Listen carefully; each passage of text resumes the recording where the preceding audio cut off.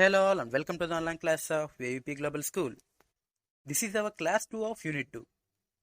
In our last class we have seen the history of clothing and we also discussed about plant fibers. As I said at the end of the last class, today we are going to discuss about cotton. For that, in this class we are going to find the answers for these 3 questions. Why cotton is important? What are the properties of cotton? And how the cotton is used to make different items. Before going to discuss about these 3 questions, we will discuss some details about cotton. Firstly, as we have discussed in our last class, cotton is a plant fiber. And also we have to remember that it is obtained from the seeds of the plant. So we can call it a seed fiber. Generally, these fibers are obtained from the cotton fruits. These cotton fruits are also called as cotton balls. And we get these cotton balls from the cotton plant. These cotton plants are shrubs and grows well in black soil. A warm climate with a moderate rainfall is required for these cotton plants. Since we use this cotton for our fabric purposes, we call these cotton crops as fiber crops. These are some of the details regarding cotton. Now we will jump into the questions that I have asked in our beginning of the class. In that, the first one is why cotton is important. Cotton is very important because it has so many uses. For example, cotton is mainly used for making of clothes. And it is also used to make beds, bed sheets, curtains, bags, seats, etc. More than these uses, cotton plays a major role in health industry. It is used for cleaning and covering of wounds, making of masks, bandages, etc. Because of these reasons, cotton is very much important for our daily life. Now we will go for the second question. That is, what are the properties of cotton? Properties of cotton means cotton ka gun, like how it is, how it look like, etc. So let's start defining the properties of cotton. Cotton is a soft fiber. That means if we touch cotton, it will be very soft. And because of this reason, cotton can be easily shrinkable. And we go for the second property. That is, cotton allows air to pass through it. Because of this property, we can make face masks using cotton. Now the third property is, cotton can absorb moisture easily. Using this property, we are making clothes for summer. These cloths absorb the sweat that has produced from our body and evaporates it into atmosphere. This makes our body to be cool. So generally people prefer cotton cloths in summer. And the next property is cotton can be easily damaged by insects and mildew. So we have to store the cotton very safely. And now the last property is cotton is biodegradable. That means cotton is easily decomposable by bacteria with less pollution. So these are the properties of cotton. With this we got the answer for the second question, that is, what are the properties of cotton? Now we will go for the third question, that is, how we use the cotton to make different types of items.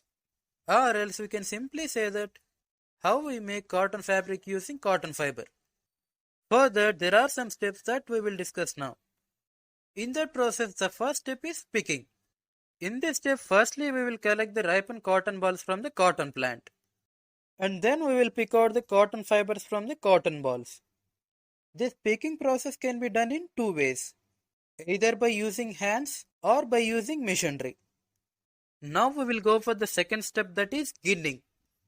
In this step, we will separate the cotton fibers from the cotton seeds. In olden days, ginning had done by using hands. But nowadays, machines are used for this ginning process. Cotton gin is the machine that we use for this cotton ginning. After this step, these cotton fibers will be free from their cotton seeds. At this level, these cotton fibers are called as lint. Now the next step is spinning. In this step, there are two sub-steps. In that, firstly, the lint that has produced after cotton ginning is combed. As we know, cotton fibers are very soft. So to strengthen these fibers, we use combing. And now these fibers are twisted together to form yarn. This process of producing yarn is called as spinning. Later, these yarns are processed further to prepare various kinds of items as per our requirement. Like this, we can make cotton fabric using cotton fibers. And with this, we got the answer for those three questions. And in our next class, we are going to discuss about the one more important plant fiber, that is jute. With this, we will end this today's class. Thank you all. Stay safe.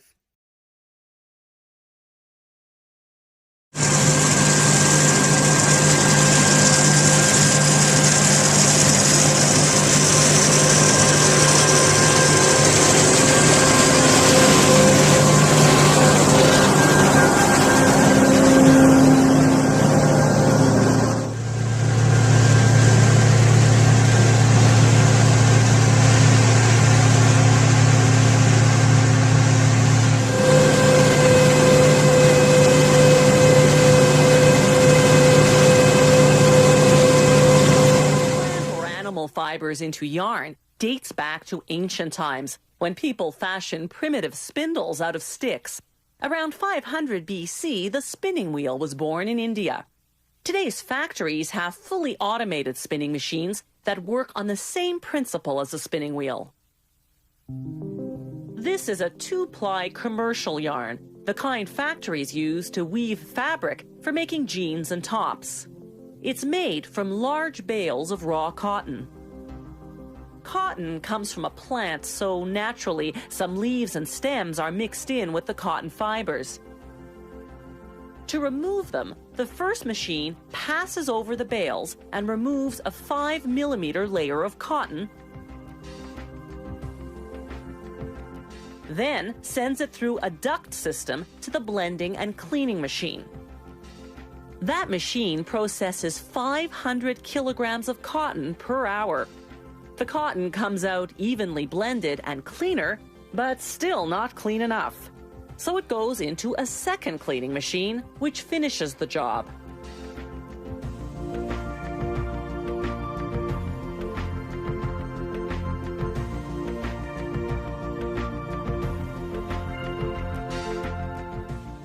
Now the cotton goes through what's called a carding machine. It has huge rollers with wire teeth.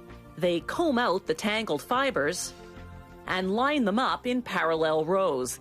The machine also discards any fibers that are too short to process.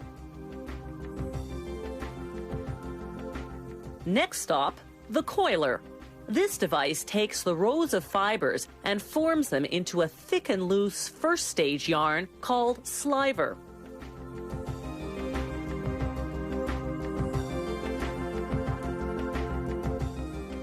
The slivers move on to the drawing machine.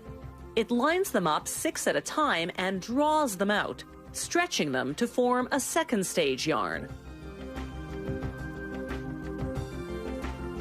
Then a machine called a roving frame stretches this second stage yarn, strengthening it by thinning it out until it looks like this. This third stage yarn is called roving. Depending on the type of yarn they're making, it's anywhere from 3.5 to 16 times thinner than sliver. They now stretch the roving up to 30 times thinner, which strengthens it even more. The yarn is finally finished. Now they have to transfer the yarn from all these small spools onto huge industrial-sized cones, 20 spools to a cone. One transfer method uses the winding machine. It winds the yarn from the first spool onto the cone. Then it automatically takes the back end of that yarn and attaches it with a knot to the front end of yarn from the next spool. It winds it onto the cone, then attaches the back end to the front end from the next spool, and so on. As each spool empties, the machine automatically discards it.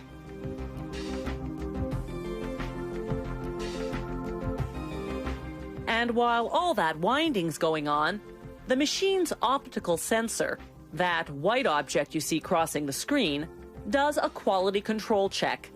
If a portion of yarn doesn't meet specifications, the winding stops, the machine cuts off the offending portion, then reconnects the ends and resumes winding. This is air jet spinning, another method of making yarn from slivers and winding it onto giant spools known as tubes.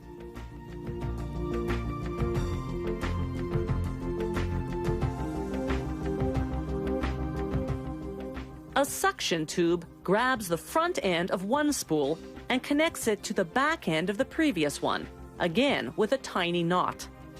Before fully automated machines like this were invented 50 years ago, all that knotting had to be done by hand.